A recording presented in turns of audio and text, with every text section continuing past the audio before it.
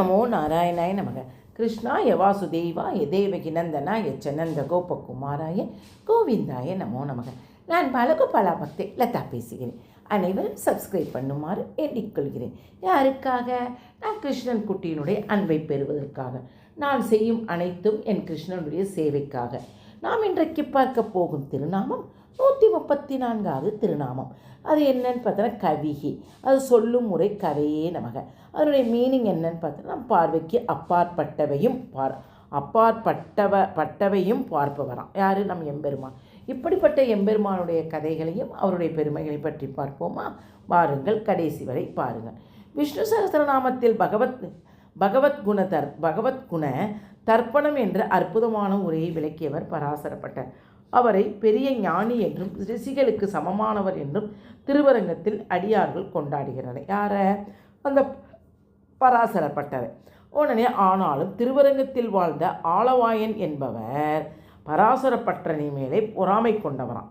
அதனால் பராசரர் என்பது வியாசரின் தந்தையின் பெயராம். யோசிச்சு பாருங்கள், வியாசரோட தந்தையின் பெயர் பராசர். அந்த மகரிஷியின் பெயரை சுமக்கும் தகுதியே இல்லாதவர் இவர் என்பதை நிரூபித்து காட்டுகிறேன் என்று சவால் விட்டாராம். யார்? அந்த பராசரப்பட்டருக்கு. யார்? வியாசருடைய தந்தையின் பெயரை இவருக்கு இந்த பெயரே இல்லாமல் நான் நிரூபித்து காட்டுறேன்றது யார் சொல்கிறா? அந்த ஆளவாயன் என்பவர். ஒரு நாள் ஆளவாயனின் வீட்டுக்கு நுழைந்த ஒரு பாம்பு ஒரு பானைக்குள் சென்று உடலை சுருட்டி கொண்டு விட்டதாம். ஒரு பானை, அதுக்குள்ளே ஒரு பாம்பு, பெரிய பாம்பு போய் சுருட்டிட்டு உட்காந்துருச்சான்.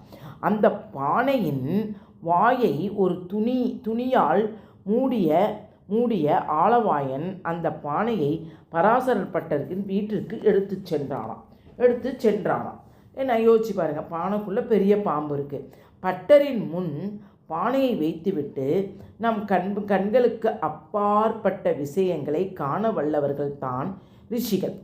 இப்போ பார்த்தோன்னா இப்போ அவங்களாம் ஒரு நிறைய என்ன பண்ணுறது, நிறைய தீட்சை பெற்ற நல்ல ஒரு தவம் புரிந்த முனிவர்கள்னால அவங்க என்ன நடக்குதுன்றது அவங்க எங்கேயோ நடக்கிறது கூட அவங்களுக்கு தெரியும். அப்படி இருந்தவரை ரிஷிகள் பெயரை சுமக்கும்.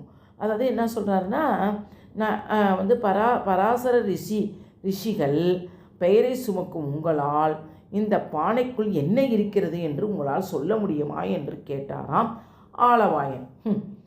பட்டர் சிரித்தபடி இதற்குள் குடை இருக்கிறது என்றாராம். என்னது குடையா? என்ன குடையா? இந்த பானைக்குள் குடை இருக்கிறது என்று ஒரு பைத்தியக்காரன் கூட சொல்ல மாட்டான். பராசர ரிஷியின் பெயரை சுமப்பதற்கான எந்த தகுதியும் உமக்கு இல்லை அப்படின்றாராம். யார்? வியாசரோட அப்பா பேர் இவருக்கு பேர். அதனால தான் தாத்தா பேரை தானே வைப்பாங்க, பராசரர் பட்டர் அப்படின்னு என்று சொன்ன ஆளவாயன் பானையின் வாயை திறந்து பாம்பை வெளியே விட்டான். அடைப்பட்டிருந்த பாம்பு விறுவிறு என வீட்டிற்கு வெளியே ஓடிவிட்டது. இது என்ன குடையா என்று கேட்டாராம். உன்னகித்த பராசரப்பட்டர், பொய்கை ஆழ்வாரின் பாடல் உனக்கு தெரியுமா? சென்றால் குடையாம், இருந்தால் சிங்காசனமாம், நின்றால் மரபடியாம், நீழ்கடலுள் என்றும், புனையாம் அணைவிளக்காம், பூம்பட்டாம் புல்கும், அணையாம் திருமார்க்கு அரவுனா பாம்பு. அதான் திருமால் எங்கே சென்றாலும் ஆதிசேஷன் அவருக்கு குடையாக இருக்கிறார். அவர் அமர்ந்தால் ஆசனமாகிறது, பார்த்துக்கங்க. அவர் நின்றால் பாதுகையாகிறது, சயனித்தால் படுக்கையாகிறார். அப்படி நாம் எப்படி டேபிள் மேட்டை பலவித முறைகள் பயன்படுத்துவது போல ஆதிசேஷனும் பலவிதமான வடிவங்களை திருமாலுக்கு தொண்டு செய்கிறார். அந்த வகையில் பெருமாளின் குடையாக ஆதிசேஷன் என்னும் பாம்பு இருப்பதால் உன் பானைக்குள் குடை இருக்கிறது என்று மறைமுகமாக பாம்பை குறிப்பிட்டு சொன்னேன் என்றாராம் பராசரப்பட்டர். திகைத்து போன ஆளவாயன் பட்டருக்கு சாஷ்டாங்கமாக நமஸ்காரம் செய்துவிட்டு அங்கிருந்து சென்று விட்டாராம் ஆளவாயன். அப்போது பட்டரின் சீடரான நஞ்சியரிடம் மற்ற சீடர்கள், நம் குரு எப்படி பானைக்குள் பாம்பு உள்ளதை சரியாக சொன்னாரா என்று கேட்டார்களாம். அதற்கு நஞ்சியர், நம் குருவான பராசரப்பட்டர் சாத்து திருவரங்கநாதனின் அவதாரமே ஆவார். அவர் எழுதிய விஷ்ணு சகஸ்ரநாம விளக்க உரையில் இதை அவரே சூக்ஷமமாக கூறியுள்ளார்.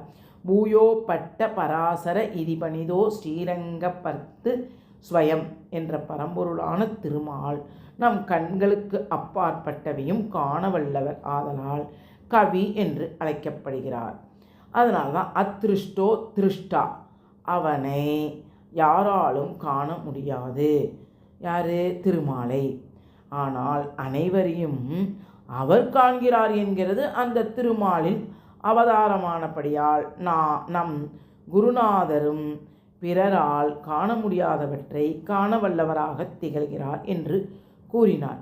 இவ்வாறு நம் பார்வைக்கு அப்பாற்பட்ட விஷயத்தை காணவல்ல பரம்பொருளான திருமால் கவி எனப்படுகிறார். அதுவே சகசரநாமத்தில் 134வது திருநாமம் கவையே நமக என்று தினமும் சொல்லி வரும் அன்பர்களுக்கு திவ்யமான கண் பார்வை திருமால் அருளுவார். யோசிச்சு பாருங்களேன். கவியே நமக, கவியே நமக, கவியே நமகன்னு நம்ம பிள்ளைகளுக்கு கூட சொல்லி கொடுங்க. ஒரு நாளைக்கு 11 தடவை சொல்லுங்கடா கண்ணுங்களா ஸ்கூலுக்கு கிளம்புறப்ப. இப்போ உள்ள பிள்ளைங்களுக்கு கண் பார்வை தான் சீக்கிரம் போகுது. ஏன்னா ஃபோனு, டிவி, புக்கு, அசைன்மெண்ட்டு, அது இது லொட்டு லொசுக்குன்னு போகுது. அதனால் படிக்கிறதுக்கு முந்தி கவையே நமக, கவையே நமக, கவையே நமக என்று சொல்ல கொடுங்க. பிடித்திருந்தால் லைக் பண்ணவும், ஷேர் பண்ணவும், சப்ஸ்கிரைப் பண்ணவும். ஹரே கிருஷ்ணா. வாழ்க வளமுடன்.